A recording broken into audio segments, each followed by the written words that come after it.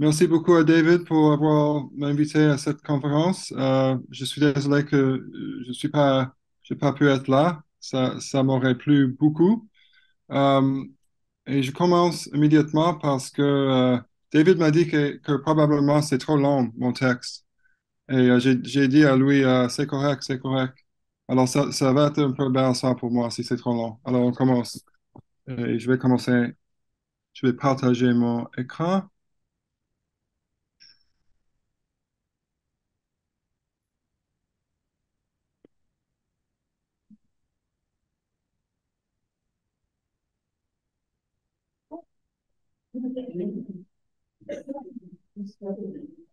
J'ai pas beaucoup de dispositifs, mais okay. Right. Athens, as most scholars seem to agree, was a democracy for the whole of the classical period, except for two brief oligarchic interludes in 411 and 404 to 3. Indeed, many, if not all, would now seem to agree that Athenian democracy predated the classical period, beginning with the reforms of Cleisthenes in 508/7, 28 years before the Persian Wars, and that it outlasted it, if only by a year, with Antipater introducing a property requirement for political activity the year after the death of Alexander. Debate about when exactly democracy can be said to have ended in Hellenistic Athens continues, as does debate about when exactly Athenian democracy began. And some, it's fair to point out, would still place the arrival of true democracy well within the classical period, at the reforms of Ephialtes in 462/1. But the idea that Athens was democratic from most, if not all, of the 5th century, from 462/1 at the latest, and much of the 4th century until 322 at least, seems fairly secure. But did the classical democracy change from the 5th century to the 4th? And if so, what were the nature of these changes? For Martin Ostwald, the shift from the 5th to the 4th century constituted an evolution, to quote the title of his 1989 book, from popular sovereignty to the sovereignty of law. More precisely, Ostwald argued that the democracy achieved stability, consistency, and continuity when the higher sovereignty of nomos, that is, enduring law rather than momentary decrees, limited the sovereignty of the people. Mohn's Hermann Hansen ultimately seems to take a similar, if rather milder view. Hansen stresses that for democracy-skeptical philosophers like Aristotle, the 4th century order still had several of the hallmarks of a radical democracy, with the citizenry not limited to landowners or hoplites, the most important decisions being made by the assembly, and pay for political participation helping the less well-off majority maintain their control of the state. In the end, Hansen says, in spite of the philosophers, it can hardly be denied that the Athenians in the 4th century were weary of extreme radical principles and were trying to set in their place, if not a moderate, then a modified democracy, in which the courts and the nomothetai were the organ of control for keeping the assembly and the political leaders in their place and for reestablishing respect for the laws. Federica Carugati, in her 2019 book, Creating a Constitution, takes a similar tack, but with a new institutionalist twist, or even a new institutionalist twist. Drawing on Andy Hansen and Rob Fleck's suggestion that a 4th century emphasis on the rule of law helped the Athenian assembly make credible commitments, that is, a signal to others that it would not renege on its promises on a whim, Carugati argues that the turn-of-the-century reforms established the principle of divided government through coordination in lawmaking. She further suggests that the amnesty that followed the restoration of democracy in 403 helped define and enforce personal and property rights for all who voluntarily subjected themselves to the new constitutional rules. The result was a sort of liberal democratic constitution for Athens, and hence the title of her book. Claude Mossé, in the work, or one of the works that we are celebrating at this conference, also saw the restored democracy as more moderate, if only because the men who in 403 dominated the political scene, she says, men such as Archinos or Anitos, were moderates, opposed to any extreme, but firmly attached to democracy. At the same time, for Mossé, the increasingly professional character of political life reflected the growth of what may be called the apparatus of state. And other scholars have also detected a drift towards professionalization and expertise in the 4th century, especially in the city's financial administration, often at the expense of democracy. So P.J. Rhodes, for example, saw in the city's 4th century financial reforms a clear shift from democracy as the 5th century had practiced it towards a more efficient system in which men of ability were entrusted with considerable power. Oh, still on this one. Against this tendency that sees an evolution in Athens' democracy from the 5th to the 4th century, some scholars have sought to show instead that nothing much really changed in the way the Athenians thought about and practiced democracy and the law. For the Josh Ober of Math and Elite and Democratic Athens, published in 1989, there were various constitutional adjustments around the turn of the century, but there were no major changes in the sociology of Athenian politics, by which he means what kinds of citizens were able to participate in the city's central political institutions. There were, he goes on, no compromises made with the basic principles of the political equality and exclusivity of the citizen body, of the lottery, or of pay for state service. What's more, by the mid-5th century, financial offices may have been tending to evolve into an environment that could have bred a new ruling elite, but no governing elite had emerged, in fact, by 322. Compared with the 5th century, he concludes, the 4th century is remarkable less for its constitutional evolution than for its social and political stability. Despite the internal tensions and external strains, the Athenians did not modify the basic principles of egalitarian direct democracy in the 4th century. Raphael Seeley, in his somewhat idiosyncratic 1987 book, The Athenian Republic, also took the view that the Athenian political order did not change much from the 5th to the 4th century, but not because Athens remained radically democratic. In fact, for Seeley, Athens had always been a republic, not a democracy, and the Athenians' main political concerns had always been not with demokratia or oligarchia, but with the rule of law. The innovations of the 4th century, says Seeley, revealed down-to-earth concerns, notably for fairness in the courts and for efficiency in finance. Edward Harris, perhaps more sensibly, has argued that not much changed because democratic Athenians were always and always remained fond both of the rule of law and of the rule of the people. In Harris's account, the two things go hand in hand. Harris does occasionally see some indications of change. He argues, for example, that the decline in entrenchment clauses made laws easier to overturn in the 4th century than in the 5th, a suggestion that obviously runs against the evolutionist views we just ran through, all of which saw the power of the people to make and change decisions as more constrained in the 4th century than in the 5th. So before we get on to reviewing what concrete constitutional changes did occur in detail, let me just mention one final sort of evolution that some have suggested was a feature of the 4th century democracy. And this is not so much a development as a kind of collapse, a collapse in civic morale and public spiritedness. For P.J. Rhodes, the positive enthusiasm for democracy that we find in the second half of the 5th century had gone, even if members of the democracy were still willing to work the machine. And for Mossé, the need for many Athenians to seek alternative sources of revenue after the collapse of the 5th century empire meant that they tended to concern themselves less and less with the affairs of the state. All right, so let us now turn to reviewing the major constitutional reforms and changes, after which we'll be in a better position to reconsider whether and to what extent the 4th century democracy differed from its 5th century predecessor, including as far as this morale question is concerned. And this will, I should note, be a necessarily very quick overview of the main constitutional changes. I won't be able to touch on the various other shifts that took place in Athens between the Peloponnesian War and the Lamian War, including the transformation of old comedy into new comedy, the new music, changes in civic architecture, sculpture, glass painting, and so on. Anyone who does want to know more about these changes can, of course, consult the essays in Robin Osborne's 2007 volume, Debating the Athenian Cultural Revolution, which is on the handout. I also won't be able to discuss economic history, standards of living, or very specialized areas like maritime finance and maritime law. These topics have, though, been treated recently in Claudia Tiersch's edited volume, also on the handout, Die Athenische Demokratie im 4. Jahrhundert. So we should begin our survey in the Peloponnesian War because it seems that it was the pressures of that war that was one of the main drivers of at least the initial reforms. As Thucydides and other critics of the democracy highlighted, one of the problems with a powerful assembly was that it could affect 180-degree changes in policy with embarrassing rapidity, as with the decision in 427 to first liquidate the Mytileneans and then spare them. And the assembly could also make rash decisions, such as to launch the Sicilian expedition in 415, or to try en masse the generals who had been in charge at Arginusae in 406. The Graphe Paranomon, introduced sometime between 427 and 415, seems to have been designed to introduce some measure of stability by banning proposals that went against the laws of Athens.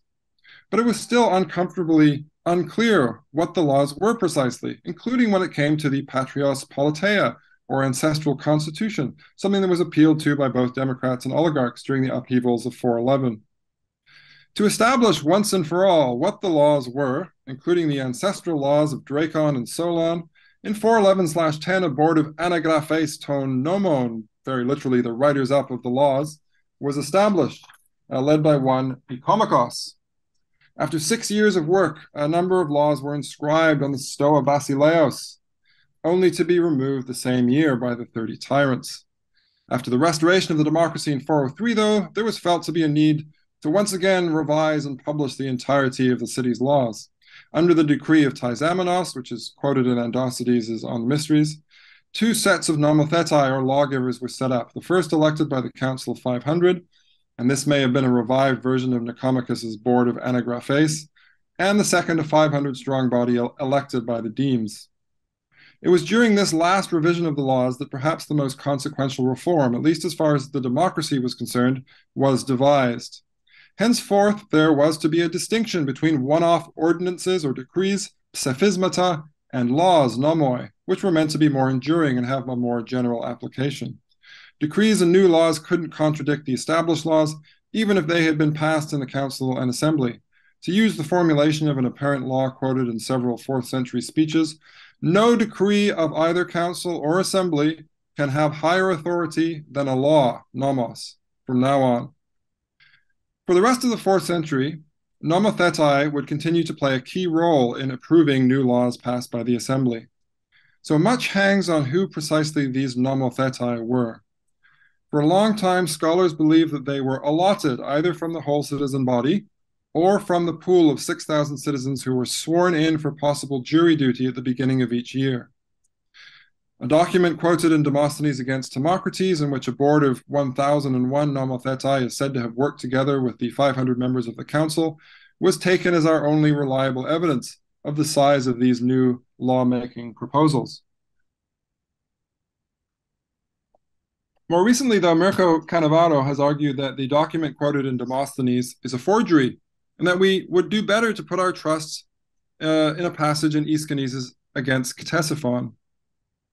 According to Canavaro, this passage suggests that when nomothetai were required, the Prutenes would call an assembly meeting, writing at the head of the announcement for nomothetai, and whichever citizens turned up to that assembly meeting would constitute the nomothetai. They would then conduct their business according to the normal conventions of the assembly, including majority voting. This is important because one of the reasons that Ober had felt so confident that the reforms did nothing to change the sociological composition of Athens' institutions was because the nomothetai were randomly selected. If Canavaro is right, the nomothetai may have made up a slightly less representative sample of Athenians, because they would have consisted of the men who were willing and able to serve as nomothetai on that particular occasion, even if we should recall that those selected by allotment in Athens had also always volunteered for allotment. Canavaro's reconstruction also undermines the idea that these particular reforms were brought in as a check on the assembly, since in this construction the nomothetai are simply a special session of that body, simply a special session of the assembly. I should note at this stage that the democracy that was restored in 403 was, in very many, if not all regards, the democracy as it had existed before the 30 tyrants. It included all the major Cleisthenic institutions and kept the boundaries of the citizenry where they had been, with Formosius's proposal to limit the franchise to property owners and Thrasybulus' proposal to expand it to slaves and medics who would help restore the democracy, both being rejected. Hansen suggested that magistrates no longer received pay in the 4th century, unlike in the 5th, but his position has been rejected by most scholars, including perhaps most fully by Vincent Gabrielson, a book-length treatment, and more recently and briefly by David Pritchard. If Canavaro's reconstruction of the nomothesia procedure would give us another reason to believe that 4th century Athenians had not turned against the assembly, the point is in any case clear in a change that came in sometime between 403 and 399, the introduction of pay for attendance at the assembly. A proposal was made for assembly goers to be paid 1 obol by Agirios soon after the restoration of democracy in 403/2. Heraclides then proposed 2 obols, before Agirios raised the amount to 3 obols, the amount we hear of in Aristophanes' Ecclesia Zeusai, first performed between 393 and 389. By the time the Aristotelian Athenian polity, or Athenian constitution, was written, probably in the late 330s or early 320s, assembly goers got twice that, a whole drachma, for ordinary assembly meetings, and 1.5 drachmas for the main, or the kurios, assembly meeting every month. Another change to the assembly had to do with who got to, or who had to, preside over it. In the 5th century, the presidents of the assembly were the prutenes, the 50 men chosen by lot from each of the 10 tribes to serve on the Council of 500, and who took turns forming a kind of steering committee for the council and the state for each of the 10 months of Athens' administrative calendar. They were led by the epistates ton prutaneon, who was selected at sunset and served for about 24 hours. Sometime before 399 and 379/8, their place at the head of the assembly was taken by 9 new prohedroi, selected by lot for a day from all the tribes who weren't supplying prutenes that month. They were selected the morning of a council or assembly meeting and were headed by an allotted chairman, the epistates ton prohedron. This may have been a concession to oligarchic opinion. The oligarchic regime of 411 had set up 5 prohedroi to set up the Council of 500, but it was not noticeably less democratic than the previous system. The main differences from the old system were that it introduced another allotment, and that rather than relying on the tribes to provide presidents, it effectively ushered into existence a new cross-tribal group of 9 men, rather in the way that many boards of magistrates did, usually with 10 men.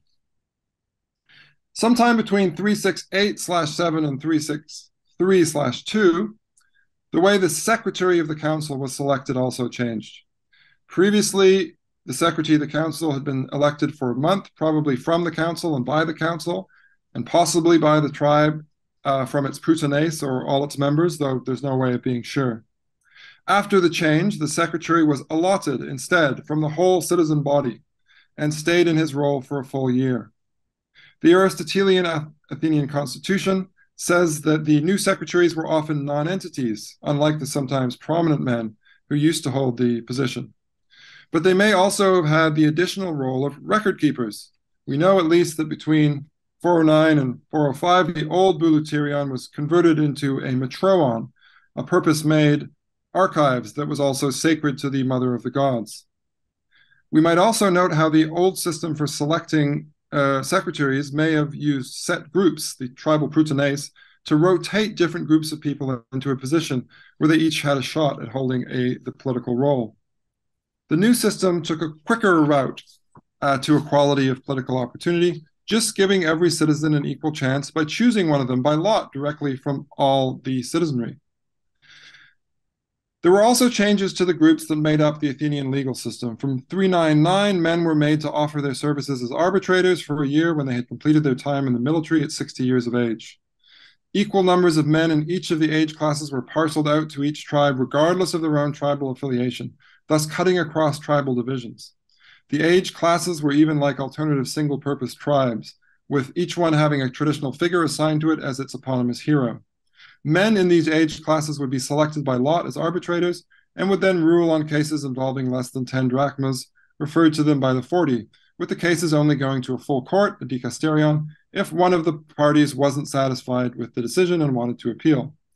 And the 40 were the small claims court that was set up as the jurors in the deems, or the dikastai katatus demus under Pisistratus, was reestablished in 453/2 as a group of 30, and then became the 40 after the junta of 404-3 had given the number 30 connotations most Athenians preferred to forget.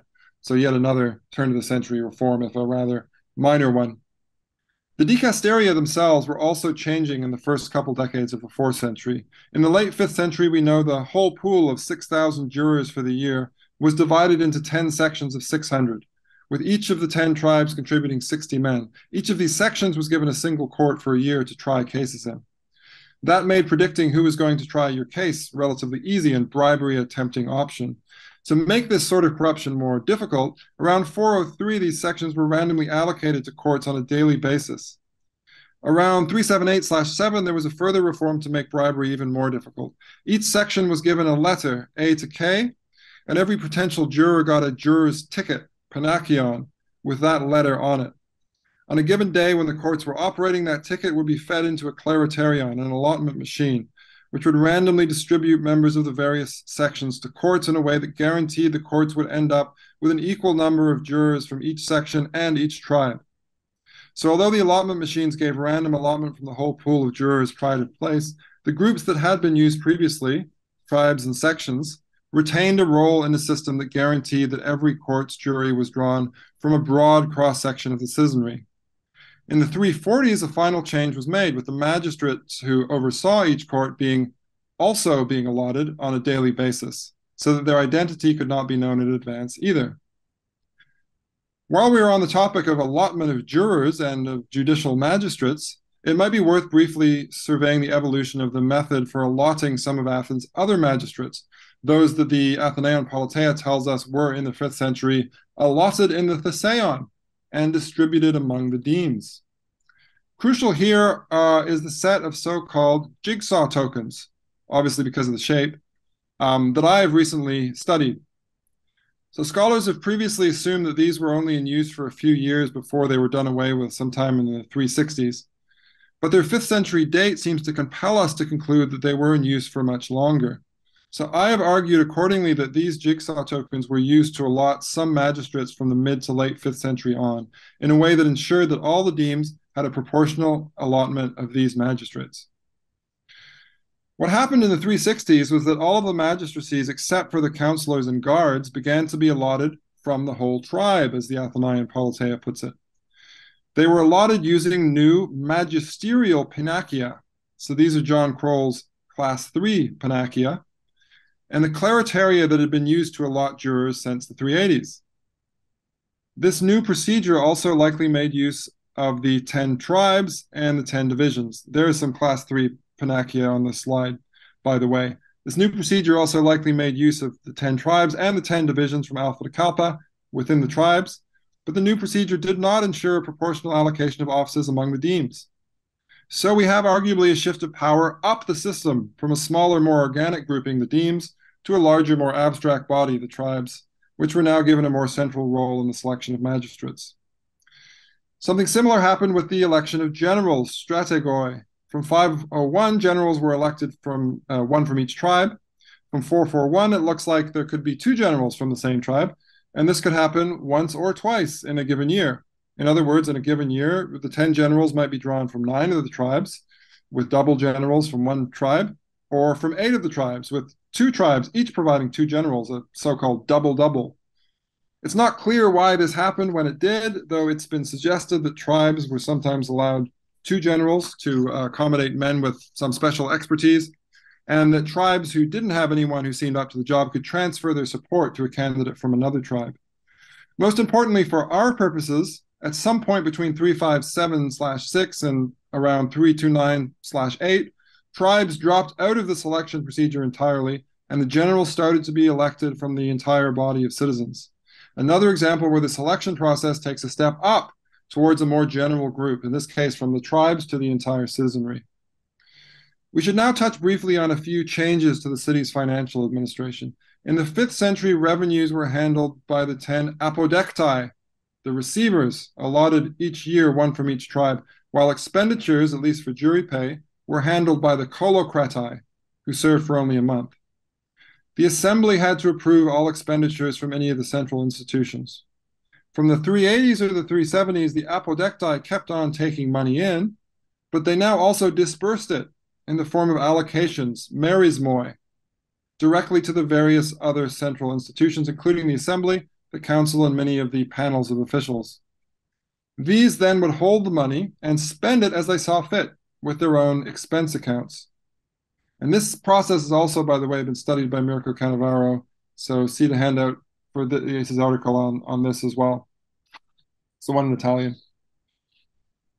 In 378/7, there was a significant reform to the way that the war tax, the aisphora, was collected.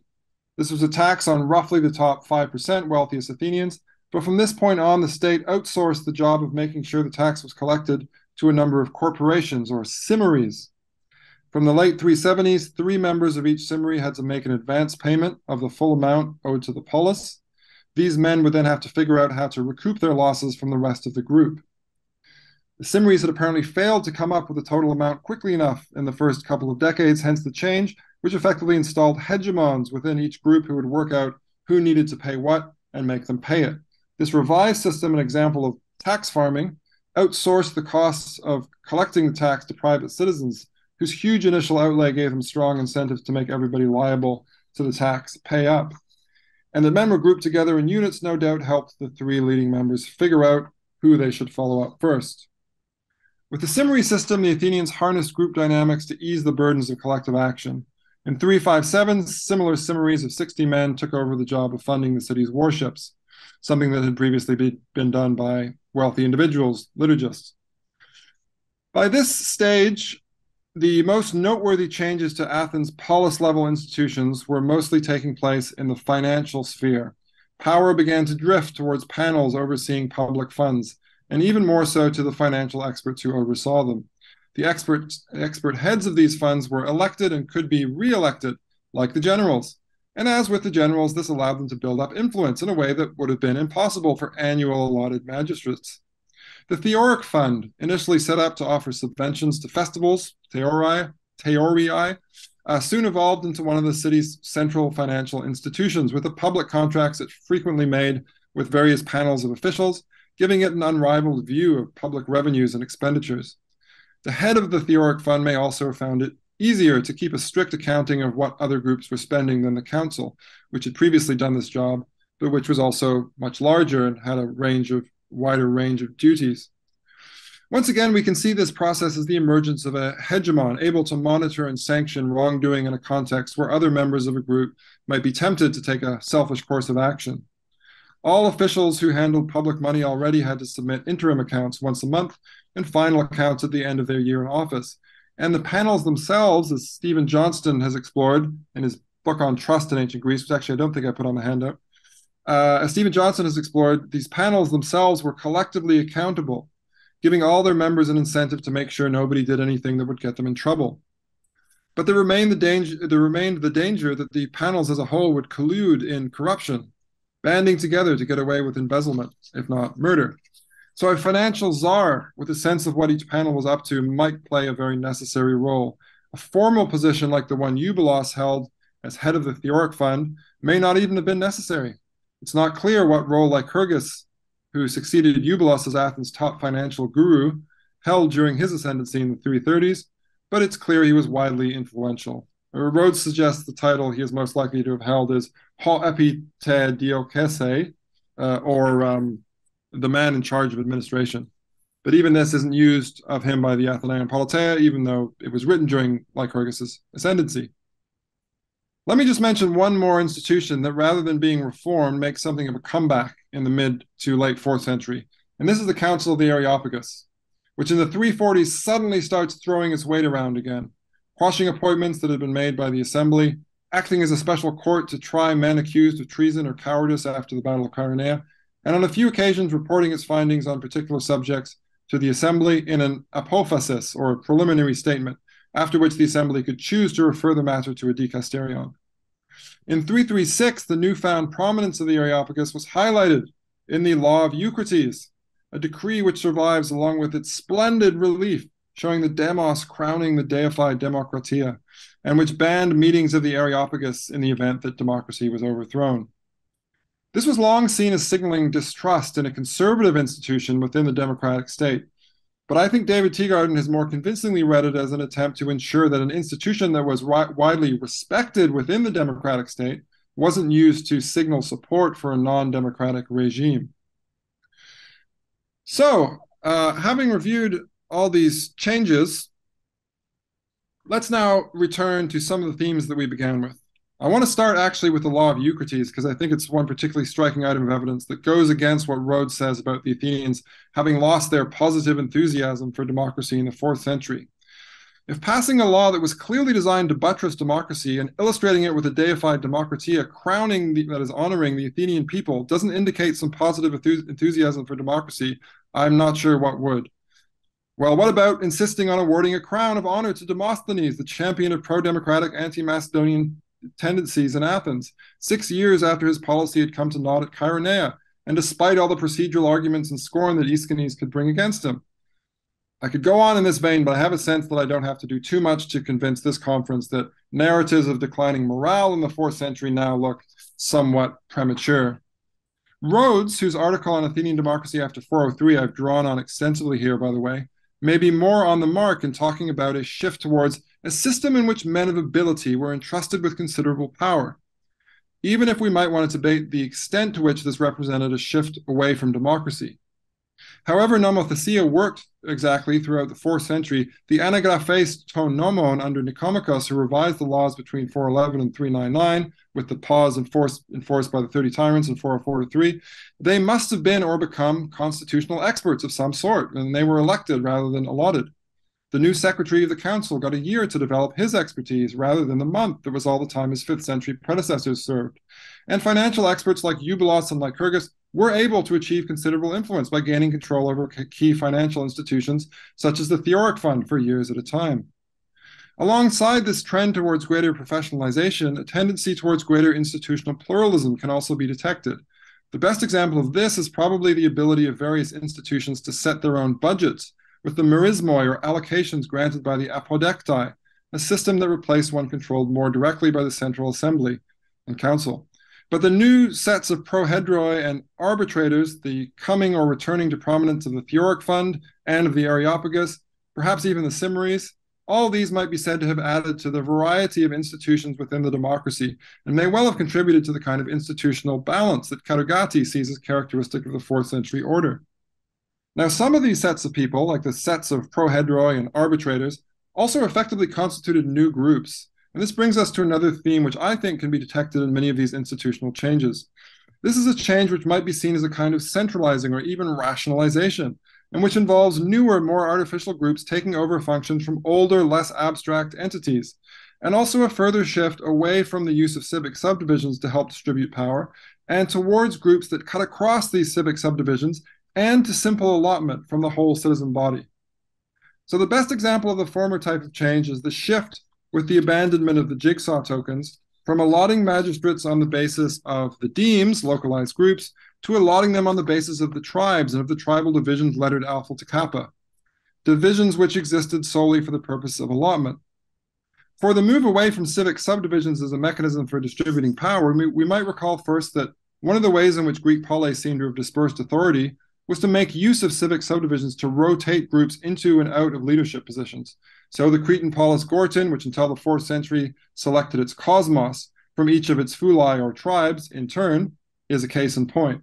Somewhat similarly, Athens selected presidents for its assembly from each of its tribes in turn, until, that is, sometime between 399 and 379/8, where it began to select prohedroi from each of the tribes who were not currently supplying prutenes.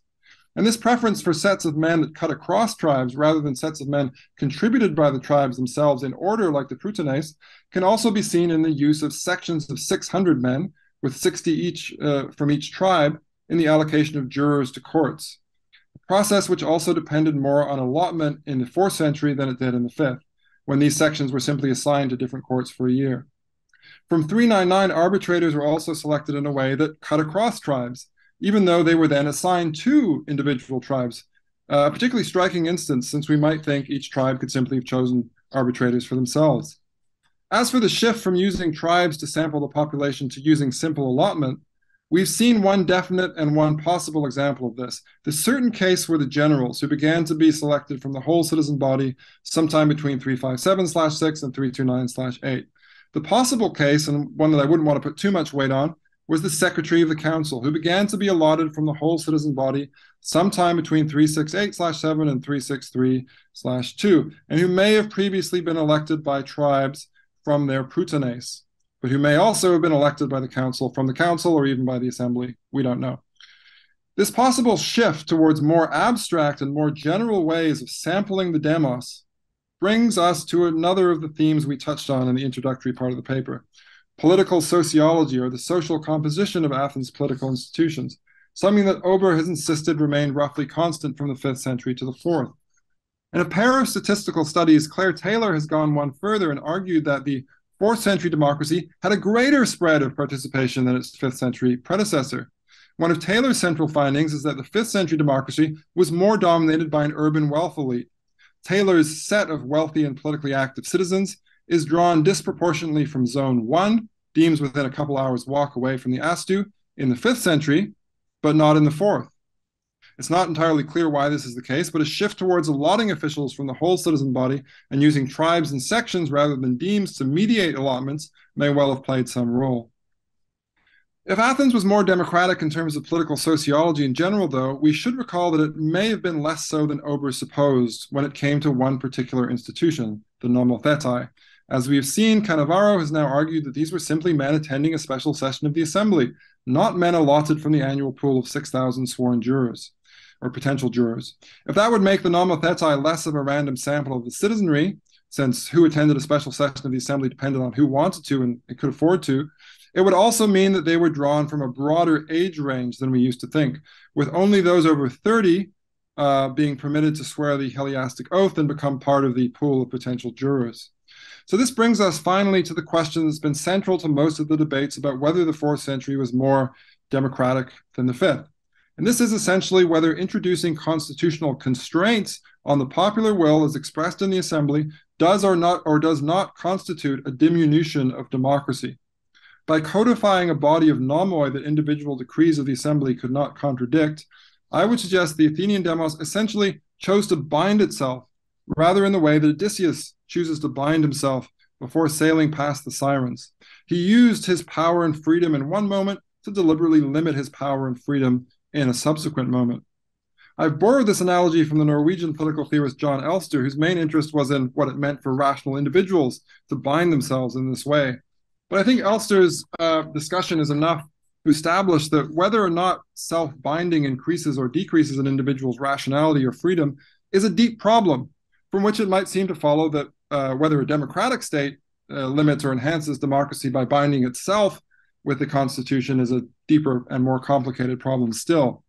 Whether Athenian democracy was enhanced or undermined by the limits that the new system of nomoi and psephismata set on the freedom of the assembly is ultimately then something that well-informed scholars looking at the same body of facts and probabilities may well disagree on. In fact, as my survey of scholarly views at the beginning already showed, it's something that well-informed scholars have disagreed on, and it's something that well-informed scholars will continue to disagree on, no doubt, at this conference and beyond it. My own philosophical inclinations are that even if I choose to have my hands tied, having my hands tied still constitutes a limitation on my freedom, and that a demos that chooses to limit its ability to make decisions in any moment has still diminished by that act its own kratos. Having said that, I want to add two important considerations that point in the other direction, towards an enduringly radical Athenian democracy. The first is Cannavaro's proposal about the nomothetai. If the nomothetai were simply a special session of the assembly, that must reduce the extent to which we can see the limits they placed on the assembly as exogenous or external.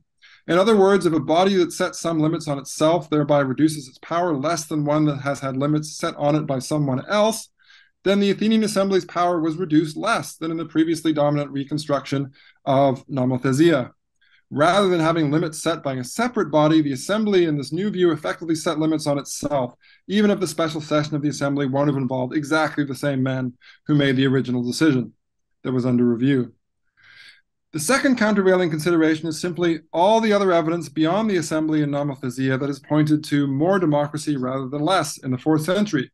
This must include a more egalitarian political sociology, a more pluralistic network of institutions, and a new method of sampling the demos, or new methods of sampling the demos directly, rather than through mediating groups like the demes or even the tribes.